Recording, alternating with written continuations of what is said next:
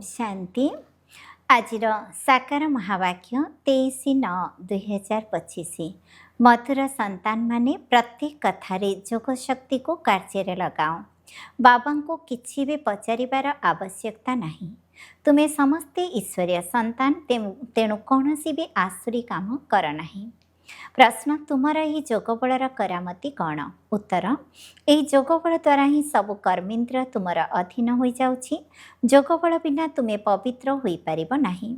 जोगबल द्वारा ही सारा सृष्टि पवित्र हेउछि। सेतिपई निजे पवित्र हेबापई बा भोजन को शुद्ध करने जोगर यात्रा रुह। बुद्धिमान होई कार्य कर, नम्रतार सहित व्यवहार कर। धारणा पाई मुख्य सारांश 1 नंबर, बापा जेपरी संतान मानकर सेवा करुचंती कौनसी अहंकार नहीं, सेपरी पिता को अनुकरण करने को हेबो। बाबांक श्रीमत रे चाली विश्वर राजत्व नेबाको हेबो, मना करिबा अनुचित। 2 नंबर, पिता मानकर पिता पति मानकर पति जे कि सर्वोच्च अटंती अति प्रिय अटंती तांको परे समर्पित हेबाको पड़िबो। ज्ञान चिता उपरे बसिबाको हेबो। भूलने मध्य केबे हेले बाबा को भूली ओलटा काम करिबार नाही। वरदान, खुशी रूपक असरंती संपत्ति रे भरपूर सदा चिंतामुक्त सम्राट हुआ।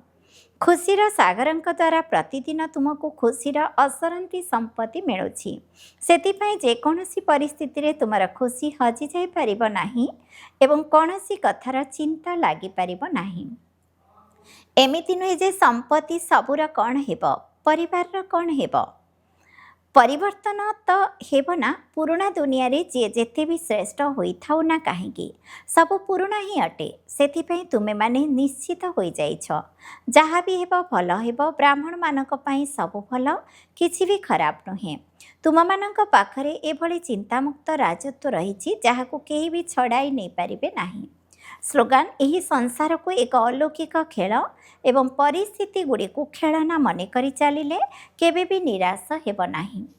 अव्यक्त इशारा, एबे लगन अग्नि को प्रज्वलित करी जोग को ज्वाला रूप कर। शेष रे आसी तीव्र पुरुषार्थ करिबा पई ज्वाला स्वरूप स्थिति ही एकमात्र आधार। पांडव मानक पई ही जादव माने अटकी रहिछंती। पांडव मानकर श्रेष्ठ शान बा आत्मिक शान अर्थात गारिमामय स्थिति ही जादव अर्थात यूरोपवासी मानकर दुखमय परिस्थिति को समाप्त करिबो। तेणु निजर शान द्वारा परेशान अर्थात दुखी आत्मा मानक शांति एवं निश्चिततार वरदान दियो। ज्वाला स्वरूप अर्थात लाइट हाउस एवं माइट हाउस स्थिति को भल भाव बुझी से ही अनुसार पुरुषार्थ कर। ओम शांति।